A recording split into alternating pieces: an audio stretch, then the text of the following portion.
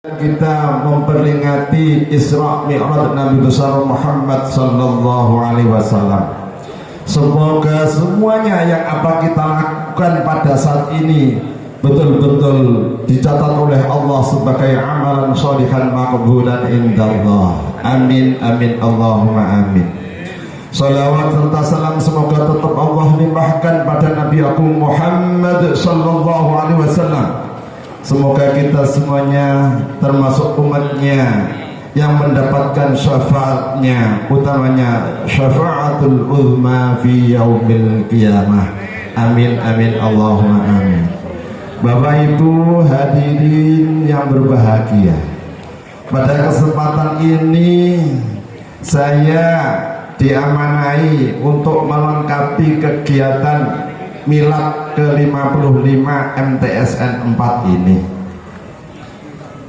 Semoga niat yang tulus bagus dari keluarga besar MTSN 4 ini dimudahkan oleh Allah Subhanahu wa Ta'ala dan semuanya mendapatkan berkah dari Allah Subhanahu wa Ta'ala. Amin amin Allahumma amin.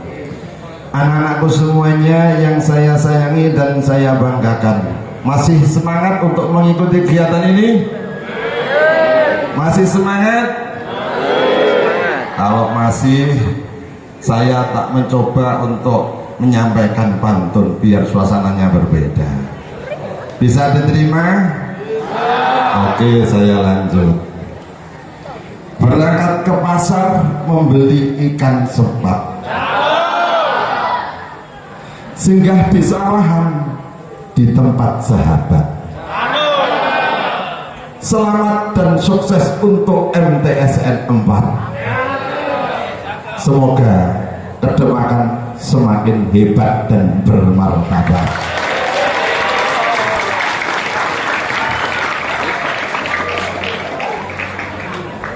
Gimana? Berlanjut? Oke. Lari-lari kecil sampai berkeriang, mengelilingi Ka'bah tempatnya di Mekah.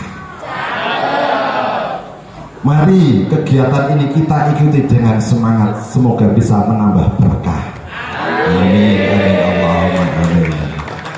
Anak-anakku semuanya yang saya sayangi dan saya banggakan, pada kesempatan ini alhamdulillah Allah memberikan kesempatan dan suasana yang luar biasa. Alhamdulillah tadi Allah memberikan hujan rintik-rintik sedikit, tapi alhamdulillah pada saat ini Allah memberikan suasana yang terang. Allah Subhanahu wa Ta'ala menentukan 5 perkara yang mana manusia itu tidak bisa menentukan. Apa di antara 5 perkara itu? Innallaha 'indahu 'ilmus sa'ah wa yunazzilu ghaitha wa ya'lamu ma fil arham wa ma tadri nafsum madza taksibu ghadan wa ma tadri nafsum bi ayyi ardin tamut. Apa di antara 5 perkara itu? Ilmus sa'ah, tidak ada yang tahu kapan akan adanya hari kiamat. Hanya Allah yang tahu kapan waktunya akan adanya hari kiamat. Wa yunazzilu ghaitha, termasuk di dalamnya hujan. Manusia itu tidak bisa menentukan, hanya bisa berdoa. Al-insanu bitafkir wallahu bitakdir. Manusia hanya mampu berusaha melalui akal pikirnya, tapi Allah lah yang menentukan takdirnya. Semoga Allah selalu memberikan kemudahan dan keberkahan kepada kita semuanya dan mentakdir kita dalam keadaan yang sebaik-baiknya diridhoi oleh Allah Subhanahu wa Ta'ala. Amin. Wa ya'lamu ma fil arham, termasuk di dalamnya bayi yang ada dalam kandungan ibu itu tidak ada yang tahu dan tidak bisa menentukan apakah itu nanti lahir seorang laki-laki atau seorang perempuan. Sehingga ketika manusia merencanakan ingin mendapatkan putra laki, mampunya untuk berusaha, tapi Allah lah yang menentukan. Di dalam USG yang saat sekarang ini di era milenial, semuanya bisa kita lihat dari berbagai macam cara dan alat yang sangat-sangat canggih, tapi ternyata alat tersebut masih punya kelemahan juga, kalah dengan ketentuan Allah Subhanahu wa ta'ala. Wa ma tadri nafsum madza taksibu ghadan, termasuk di dalamnya apa yang akan kita lakukan besok. Manusia tidak bisa akan menentukan juga, manusia hanya merencanakan. Pada kegiatan milad ini kita rencanakan sebaik mungkin, serapi mungkin, ternyata apa? Di tengah perjalanan ada tambahan nilai ruhaniyah, nilai-nilai islami yang perlu kita laksanakan pada saat ini. Contohnya tadi disampaikan oleh Pak Kepala Madrasah, beberapa usulan Bapak Ibu guru, kelihatannya ini perlu ada penguatan spiritual, diantaranya sholat duha diteruskan dengan doa bersama, diteruskan dengan kegiatan Isra Mi'raj Nabi besar Muhammad SAW. Wa ma tadri nafsum bi ayyi ardin tamut, yang kelima, manusia tidak ada yang tahu kapan manusia itu akan mati. Itu semuanya atas takdir Allah Subhanahu wa ta'ala. Manusia hanya bisa merencanakan, tapi Allah yang menentukan manusia itu kapan mati dan di mana dia mati. Kemanapun dia lari dari mati, tapi Allah Subhanahu wa ta'ala akan tetap mencabut nyawanya juga. Inilah 5 perkara yang hanya pada Allah Subhanahu wa ta'ala manusia hanya bisa merencanakan saja. Bapak Ibu hadirin rahimakumullah dan anak-anakku semuanya yang saya sayangi dan saya banggakan, dalam rangka kegiatan milad yang ke-55 ini kita memperingati Isra Mi'raj Nabi besar Muhammad sallallahu alaihi wasallam.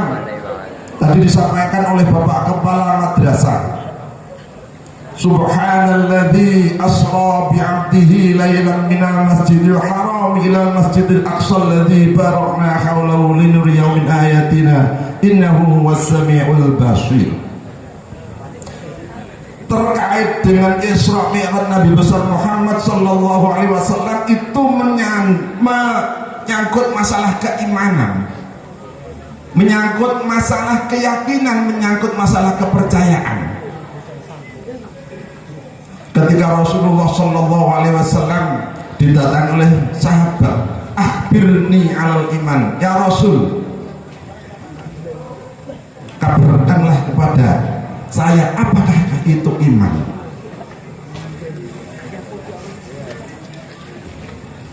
Akhbirni alal iman, berilah penjelasan tentang saya, tentang iman.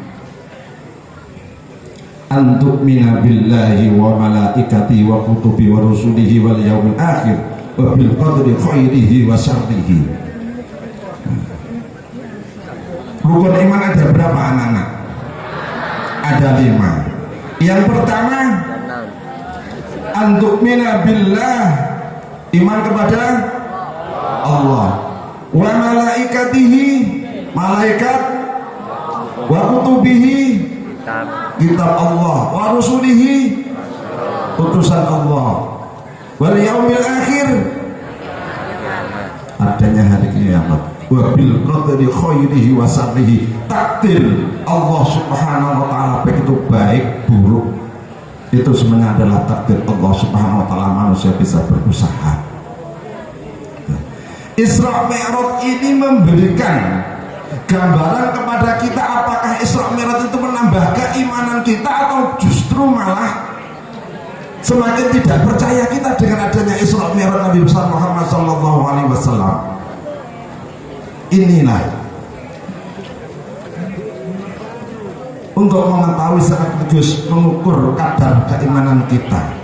Nah, sekarang itu apa yang dinamakan iman? Iman adalah percaya. Secara bahasa, secara istilah, mahwal iman al-iqraru bil lisan wa tasdiqum bil qalbi wa amalun bil arkan. Diucapkan secara lisan, wa tasdiqum bil qalbi, dibenarkan dalam hati nurani, kemudian dilakukan dengan amal perbuatan. Sekarang setelah kita meyakini dan beriman, iqraru bil lisan wa tasdiqum bil qalbi wa amalun bil arkan, hikmah apa yang akan kita peroleh? Hikmah apa yang akan kita lakukan ketika memperingati Isra Mi'raj Nabi besar Muhammad Sallallahu Alaihi Wasallam ini? Apa yang akan kita lakukan di era milenial dalam rangka untuk penguatan karakter akhlakul karimah ini? Tentunya kita bisa membahas perjalanan Isra Mi'raj Nabi besar Muhammad Sallallahu Alaihi Wasallam. Ketika kita berbicara Isra Mi'raj Nabi besar Muhammad Sallallahu Alaihi Wasallam, tidak lepas namanya kegiatan Nabi Muhammad Sallallahu Alaihi Wasallam dalam berdakwah, dalam mengembangkan ajaran agama Islam. Tapi Nabi tidak semudah apa yang kita bayangkan. Beliau melalui perjuangan yang berat dan begitu besar rintangan-rintangan yang dihadapi beliau. Apa? Ketika beliau berjuang pengembangan Islam di Mekah, semakin lama semakin mendapat tekanan yang cukup luar biasa. Beliau hijrah ke namanya Taif.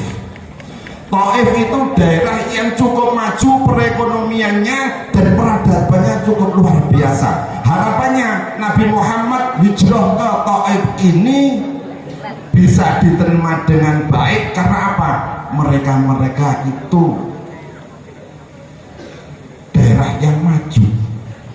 Mereka itu berada di daerah yang perekonomiannya cukup luar biasa. Nah, ukuran dari kota-kota itu dikatakan maju, diantaranya apa? Pendidikannya luar biasa.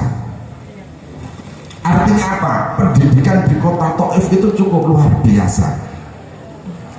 Diukur pendidikan dari mana? Kualitas pendidikannya itu juga bagus, sehingga itu menambah kemajuan di daerah kota. Nah, termasuk di MTSN ini, manakala kualitasnya bagus, secara otomatis itu akan menambah nilai-nilai Islami, nilai-nilai kualitas akademik yang ada ini dikatakan maju. Di antara alat yang digunakan atau tolok ukur yang digunakan untuk memajukan sebuah daerah, sebuah lembaga, apanya? Kualitas dan kemampuan semangatnya penduduk tersebut dalam membaca dan membaca. Bagaimana semangatnya anak-anak ini dalam membaca buku-buku literatur, literasi, numerasi yang telah disediakan. Dan termasuk di dalamnya kalau kita berbicara di lembaga, bagaimana kualitas perpustakaan yang ada di MTSN 4 ini sudah memenuhi, sudah standar atau masih proses bagaimana untuk menuju yang lebih bagus. Nah, termasuk tolak ukurnya antara besarnya perpustakaan dengan besarnya kantin, kira-kira lebih besar mana kira-kira? Lebih besar kantinnya atau lebih besar perpustakaannya? Termasuk di dalamnya tolak ukurnya. Ketika istirahat, anak-anak atau siswa MTSN 4 ini lebih banyak di kantinnya atau lebih banyak di perpustakaannya? Nah, ini yang perlu kita. Dengan melalui kegiatan Isra Mi'raj ini, coba kita buka bagaimana kita di kantin tetap kita lakukan, di perpustakaan juga bisa kita lakukan dengan semaksimal mungkin. Tapi alhamdulillah cukup luar biasa. MTSN 4 satu-satunya MTS yang punya majalah. Patut kita kasih close ini bukan keluarga besar MTSN 4. Saya merasa berbangga hati ketika saya masih mengajar di sini pun sudah mulai mengawal merangkak bagaimana untuk bisa menerbitkan, kalau dulu namanya sketsa, langsung dikombang dari Pak Nanang Musafa. Masih bertahan Pak Nanang, Masih, Pak. Alhamdulillah terbit sampai sekarang dikomandani oleh Bapak Kepala Bapak Azan Minarto ini. Patut kita kasih plus untuk keluarga besar MTS N4. Ini bukti dari kualitas MTS N4 cukup luar biasa. Bapak Ibu hadirin yang berbahagia, anak-anak semuanya yang saya sayangi dan saya banggakan. Kembali kegiatan Nabi besar Muhammad SAW hijrah ke Taif, harapannya beliau bisa diterima dengan baik. Namun apa? Sebaliknya, ketika Nabi besar Muhammad SAW datang ke Taif, justru malah sebaliknya beliau banyak cercaan, banyak hinaan, banyak kata-kata yang tidak pantas untuk disampaikan dan diterima oleh Nabi besar Muhammad SAW. Termasuk beliaunya dilempari dengan berbagai batu. Alhamdulillah ketika Nabi hijrah ke Taif didampingi oleh sahabat yang namanya Zaid bin Harithah, sehingga ketika Nabi dilempari oleh kaum Thaqif atau penduduk Taif tersebut, Zaid ini bisa di belakang Rasulullah sehingga sampai kepalanya Zaid ini berlumpuran darah. Dalam rangka apa? Untuk melindungi Nabi besar Muhammad SAW, dan kakinya Nabi besar Muhammad SAW sampai berdarah. Karena apa? Karena dilempari batu, sehingga Nabi Muhammad kembali ke Mekah. Di tengah perjalanan Nabi istirahat, masuk ke kebun kurma. Di rumahnya kebun kurma, di rumahnya itu putranya Rabi'ah. Rabi'ah punya putra dua, kemudian Nabi istirahat di situ, kemudian didatangi. Kemudian Nabi Muhammad dikasih yang namanya anggur. Siapa yang ngasih namanya Adas? Itu putranya Rabi'ah dua tersebut menyuruh kepada Adas, kepada kebantunya untuk memberikan anggur. Oleh Nabi langsung dinikmati. Begitu ketika Nabi menikmati anggur tersebut, Nabi pertama kali mengucapkan basmalah, Bismillahirrahmanirrahim, langsung menikmati anggur tersebut. Adas ini dengan seketika langsung bertanya, ya Muhammad, apa yang kau ucapkan tadi ketika mau makan anggur? Bismillahirrahmanirrahim. Itu apa? Saya ini adalah utusan Allah, sehingga saya mengucapkan Bismillahirrahmanirrahim. Dengan seketika itu juga yang namanya Adas langsung mencium kaki Rasulullah dan langsung menciumi Rasulullah Muhammad SAW. Karena baru kali ini saya mendengarkan kata-kata yang sebagaimana panjenengan ucapkan itu, dan saya akan mengikuti kepada panjenengan apa yang panjenengan lakukan. Jadi di daerah Taif itu yang gersang dan tidak pernah mendapatkan sentuhan tentang agama, apalagi agama Islam. Sehingga Adas ini langsung seketika itu juga mengikuti Nabi. Kemudian Nabi melanjutkan perjalanan. Adas kemudian ditangkap oleh putranya Rabi'ah tersebut. Apa Adas tadi yang kamu lakukan? Saya tadi menanya kepada Muhammad bahwa beliau itu adalah utusan Allah Subhanahu wa ta'ala, sehingga dia ketika makan anggur tadi langsung mengucapkan Bismillahirrahmanirrahim, dan seketika itu juga aku mengikuti beliau juga. Inilah perjuangan Nabi besar Muhammad SAW. Di tengah perjalanan Nabi Muhammad menuju ke Mekah dihadang oleh malaikat. Allah Subhanahu wa ta'ala menyuruh malaikat Jibril kepada dua penunggu malaikat, dua gunung yang ditunggu oleh dua malaikat. Di antaranya gunung tersebut adalah Gunung Abil Qubais. Yang satunya lagi adalah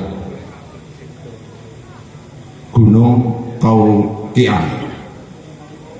Dua gunung tersebut ditunggu oleh dua malaikat, langsung menyampaikan kepada Nabi besar Muhammad SAW, ya Muhammad, aku diutus oleh malaikat Jibril untuk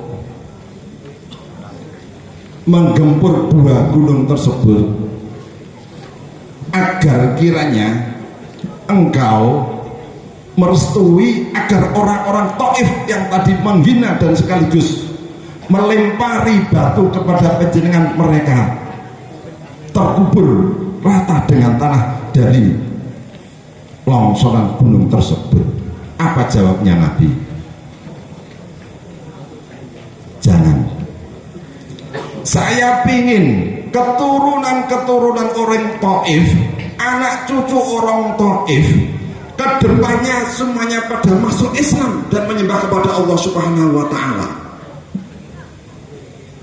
Kalau orang Taif saat sekarang ini saya kasih pemahaman tentang Islam, saya dakwai saat sekarang ini penduduk saya tidak pada menerima kehadiran saya dan dakwah saya pingin anak cucu mereka itu nantinya pada masuk Islam dan mau menyembah kepada Allah Subhanahu wa Ta'ala,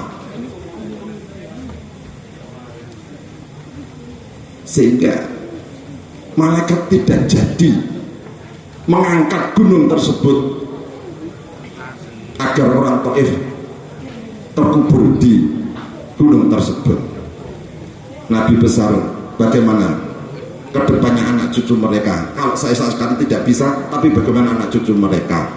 Allahumma hdi qaumi fa innahum la ya'lamun. Ya Allah, berikan petunjuk kepada mereka. Mereka itu adalah orang-orang yang tidak tahu. Ini kalau kita kembalikan, mohon maaf anak-anak semuanya yang saya sayangi dan saya banggakan, Bapak Ibu hadirin yang berbahagia, seberapa jauh semangatnya anak-anak ketika belajar di MTSK ini dibandingkan kepada perjuangannya Nabi besar Muhammad SAW ketika berdakwah kepada orang-orang Taif. Ketika anak-anak terjadi kesulitan, sebesar-besar kesulitan yang dilakukan oleh anak-anak, yang diterima oleh anak-anak, coba punya semangat yang tinggi sebagaimana Nabi besar Muhammad SAW ketika berdakwah. Jangan mudah putus asa. Mau berangkat sekolah tidak disangoni orang budal. Ada ya seperti itu? Ada. Jangan, kita punya semangat yang tinggi. Termasuk di dalamnya bagaimana Bapak Ibu guru dan Bapak Kepala Madrasah memberikan kesempatan Bapak Ibu guru untuk berjuang dan berdakwah, utamanya bagaimana untuk bisa mengembangkan madrasah Sanawiyah Negeri 4 ini dengan sebaik-baiknya. Dibandingkan perjuangan Nabi besar dengan apa yang kita lakukan, sudah berimbang atau betul di sana? Ini tugas yang besar dan berat bagi kita semuanya. Keluarga besar MTSN 4 termasuk di dalamnya adalah saya, karena adalah salah bagian dari keluarga besar MTSN 4 juga.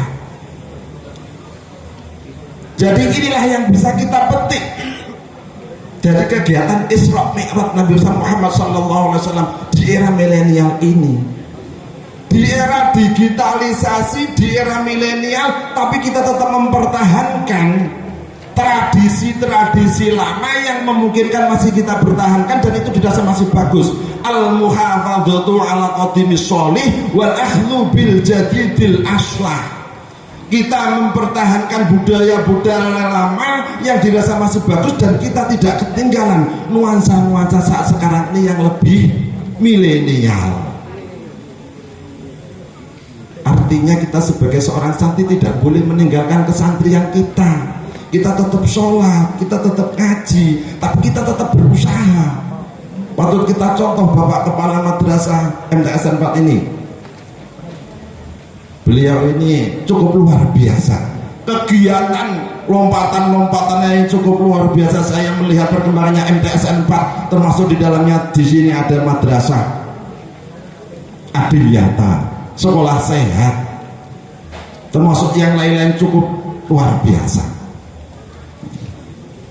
Inilah bagaimana kita untuk mengikuti perkembangan, tapi kita tidak melupakan tradisi-tradisi lama yang dirasa masih bagus dan masih bisa kita pertahankan.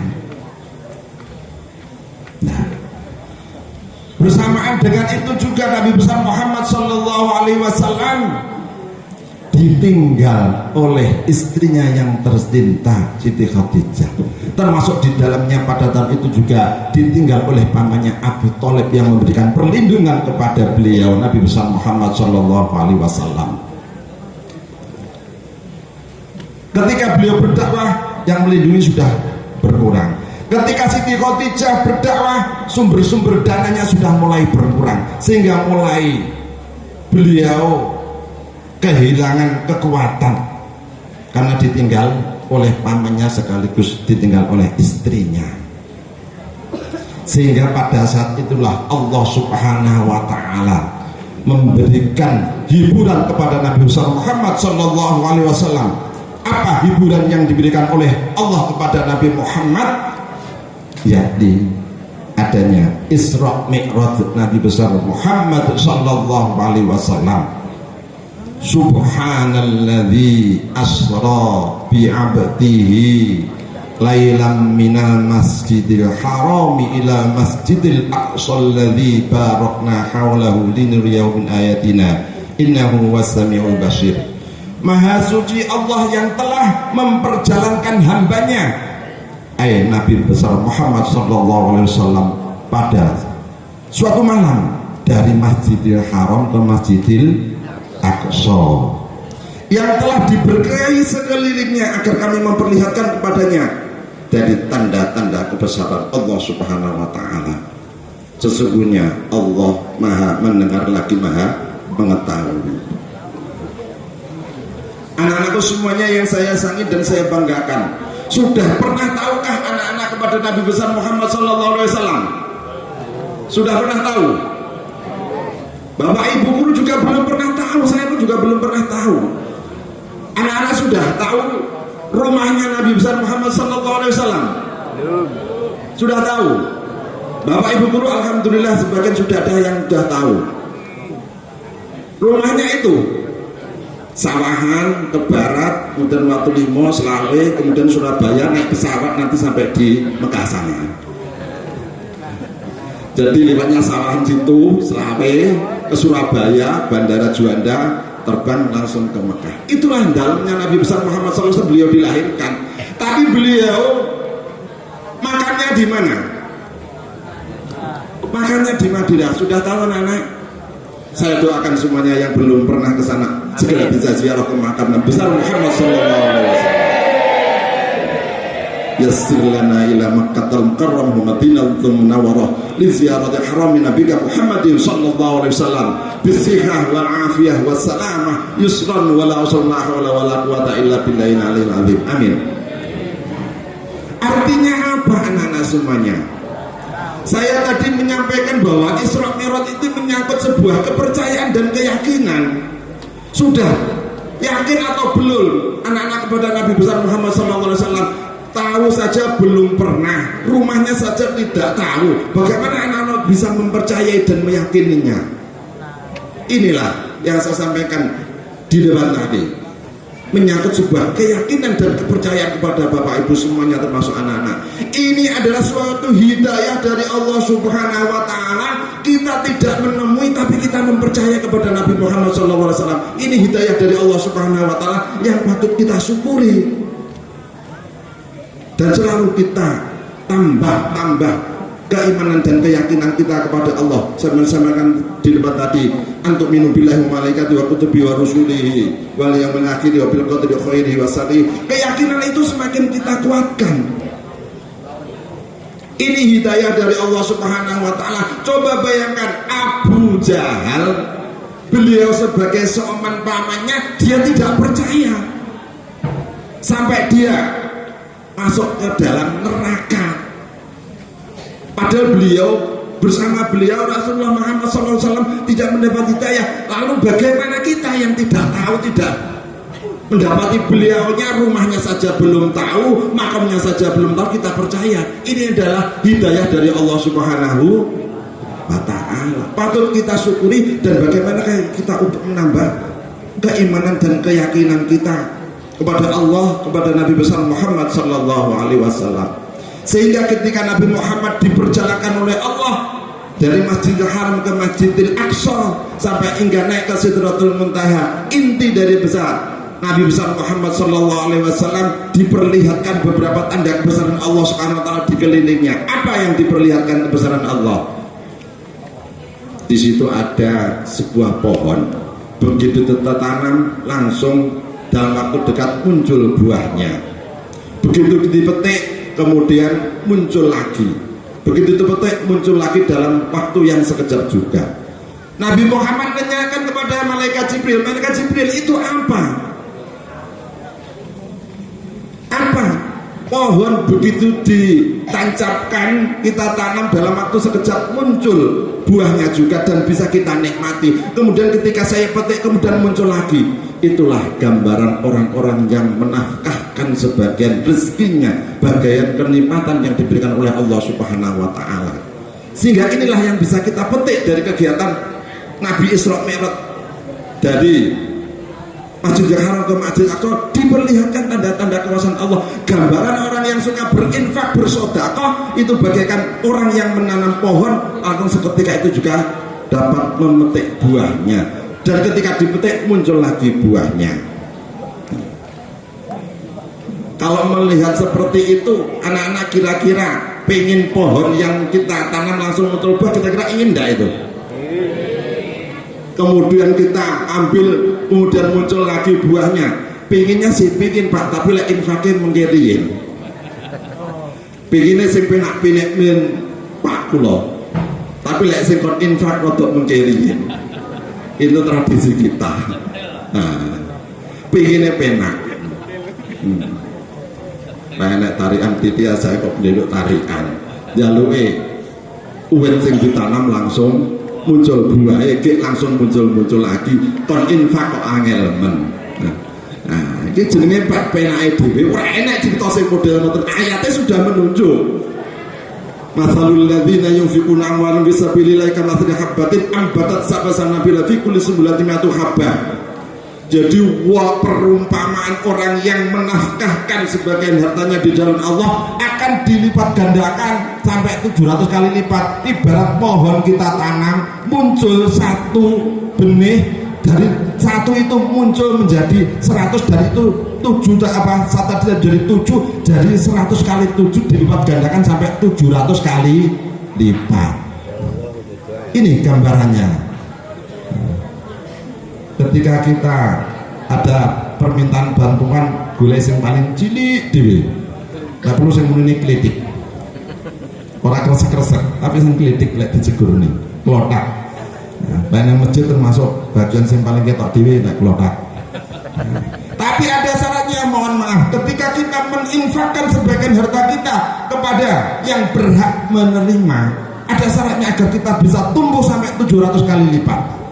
Ya ayyuhalladzina amanu la tubtilu shadaqatikum bil manni wal adza kalladzi yunfiqu malahu ria'an nasi wa la yu'minu billahi wal yaumil akhir famathaluhu kamathali saffanin 'alaihi turabun fa asabahu wabilun fatarakahu sawda la yaqdiruna 'ala syai'in mimma kasabu. Janganlah kamu membatalkan, menghilangkan pahalanya orang bersedekah. Ketika kamu bersedekah diiringi dengan apa? Bil manni wal adza, diiringi dengan kata-kata yang menyakitkan. Wah iya dibarengi karo sing ngloroi sing diwehi. Termasuk di dalamnya mereka selalu mengungkit-ungkit, mundat-mundat. Wah wis ngloroi, mundat-mundat pisan. Awakmu tak ora tak wae yo, ora duwe apa-apa. Awakmu biyen ora duwe apa-apa tak wae titik dadi awakmu mulai berkembang model ngene. Diungkit-ungkit, menyakiti, wis diungkit-ungkit. Kalladzi yunfiqu malahu ria'an nas fala yu'minu billahi wal yaumil akhir. Termasuk di dalamnya mereka-mereka yang diiringi dengan adanya rasa riya dan sombong. Wis titik riya sombong pisan. Ya karo akeh gak ikhlas pisan karepe kan ngono. Akeh gak ikhlas. Titik wis disakiti, mundat-mundat, riya sombong pisan diomongi kon dindi. Termasuk termasuk di dalamnya mereka tidak iman adanya Allah Subhanahu wa taala dan adanya hari akhir nanti. Fala yu'minu billahi wal yaumil akhir. Wong gak iman, apapun yang dia lakukan tidak akan diterima oleh Allah Subhanahu wa taala. Kalau sudah seperti itu, berinfak diiringi dengan 4 perkara tadi. Pertama, menyakiti, mundat-mundat, riya, ora iman, anak Gusti Allah. Famathaluhu kamathali sofwanin alaihi turabun. Itu diibaratkan sebuah debu yang ada di atas batu yang sangat licin. Debu itu kan sesuatu yang paling halus. Atasnya debu itu apa, Cak? Kerikil. Apa lemah? Debu itu paling halus. Di atasnya lagi tanah, di atas lagi kerikil, di atas lagi batu. Itu sing paling halus dhewe manggon nek nggone duwe watu sing paling halus. Barang halus kayak nek dhuwure barang sing halus. Dan barang halus tersebut terkena hujan yang deras, apa yang terjadi? Tidak ada sedikit pun yang tersisa di atas batu tersebut. Debu tadi. Lek jek watu mune jek mungkin jek kari nek nggone watu sing halus. Lha iki barange debu sing paling halus, krikile ya jek rodok-rodok. Namanya lek watu masih bertahan. Ini sudah debu yang sudah halus, di atas debu yang sangat batu sangat halus, kena hujan yang deras, apa yang terjadi? Hilang, tidak ada sisa-sisa sedikit pun yang ada di atas batu. Pahala orang-orang yang diiringi dengan 4 perkara tadi hilangnya seperti debu yang ada di atas batu yang sangat licin. Layak kediruna ala syai'im mimma kasabu. Kalau sudah seperti itu kita tidak mampu berbuat apa-apa. Bapak Ibu hadirin yang berbahagia, anak-anak semuanya yang saya sangi, saya banggakan. Inilah yang diperlihatkan oleh Allah kepada Nabi Muhammad. Kemudian Nabi Muhammad dari Masjidil Aqsa ke Sidratul Muntaha langsung menghadap pada Allah, mendapatkan perintah untuk melaksanakan apa, anak-anak? Melaksanakan sholat pertama kali Nabi besar Muhammad dapat amanah berapa kali? Berapa waktu yang diberikan oleh Nabi Muhammad? 50 turun ketemu Nabi Musa. Nabi Muhammad jenengan usul malih sageto umat penjenengan tidak terlalu berat sehingga selalu matur kepada Allah sampai berakhir kita dapat 5 waktu yang diberikan oleh Nabi Muhammad termasuk hingga sampai kepada kita semuanya ini. Sehingga bagaimana kita untuk bisa meneladani Nabi besar Muhammad SAW ketika mendapatkan hadiah, karena Nabi tadi merasa susah, amul husni, tahun kesusahan Nabi Muhammad diisra mi'rajkan oleh Allah Subhanahu wa taala, sehingga ini Nabi Muhammad dapat hadiah melaksanakan sholat 5 waktu ini. Jangan sampai sholat ini dikatakan sebagai beban yang berat, tapi bagaimana kita untuk bisa memaknai sholat itu sebagai hadiah Allah kepada kita semuanya.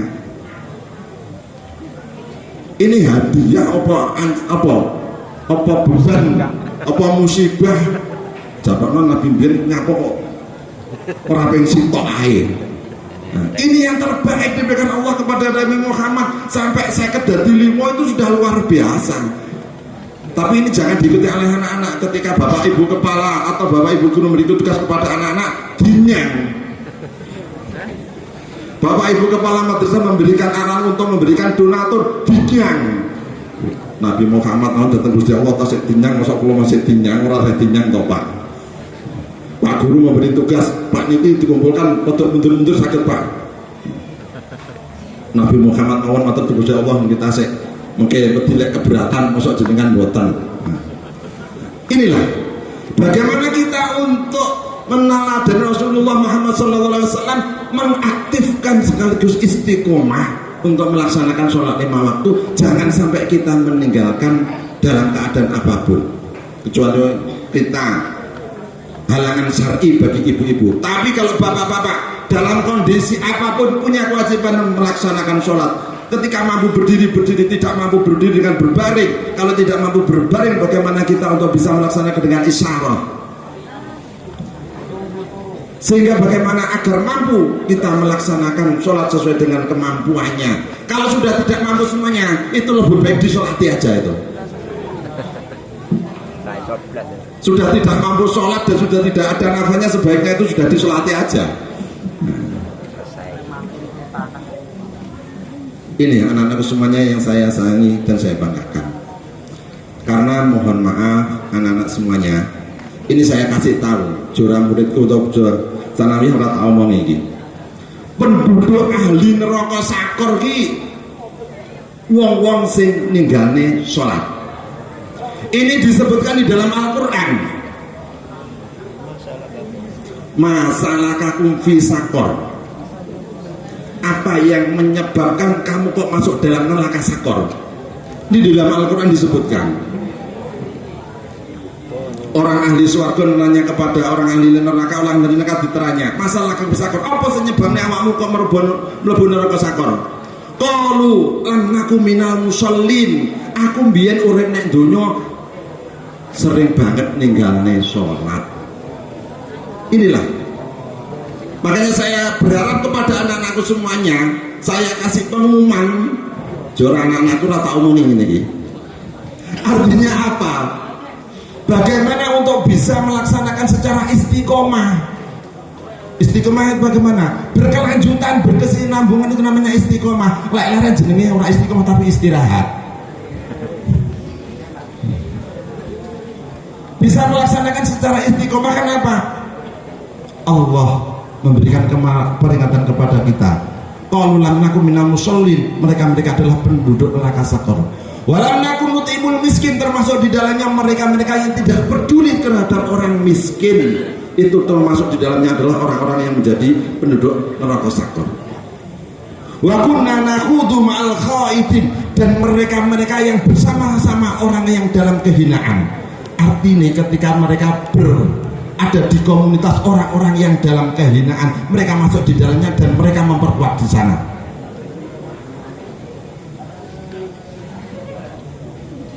Inilah wa kunna nukadzibu biyaumiddin, dan mereka tidak percaya adanya hari pembalasan. Hatta atana yakin, sehingga sampai mereka itu meninggal dunia. Na'udzubillah summa na'udzubillah. Melalui kegiatan Isra Mi'raj Nabi besar Muhammad SAW di era milenial digital ini, kita tetap punya kewajiban, yakni melaksanakan sholat 5 waktu. Boleh kita kesana kemari, bisa kita menjadi seorang entrepreneur, boleh kita menjadi seorang hartawan, bagaimana seorang menjadi ilmuwan, apapun. Karena man aradat dunya fa'alaihi bil ilmi, orang hidup di dunia ingin bahagia harus disertai dengan ilmu. Wa man aradal akhirata fa'alaihi bil ilmi, barang siapa pengen hidup di akhiratnya bahagia juga dibarengi dengan ilmu. Wa man aradahuma, mereka dapat hidup bahagia dunia dan akhirat, ini juga kita harus didasari dengan ilmu. Semoga Allah Subhanahu wa Ta'ala memberikan kesehatan, kesempatan kepada kita untuk selalu istiqomah untuk melaksanakan ibadah kepada Allah, utamanya sholat 5 waktu ini, sehingga kita tergolong orang yang bahagia dunia dan bahagia di akhirat kelak. Amin. Bapak Ibu hadirin yang berbahagia, anak-anak yang saya sayangi, saya banggakan, mungkin cukup itu yang bisa saya sampaikan. Ada kurangnya mohon maaf. Manakala yang saya sampaikan ada guna faedahnya, itu semata-mata fadl dari Allah Subhanahu wa Ta'ala. Manakala banyak kekhilafan, kekurangan, itu dari saya pribadi, mohon maaf yang setulus-tulusnya. Akhir kalam, wallahul muwaffiq ila aqwamit thoriq. Wassalamualaikum warahmatullahi wabarakatuh.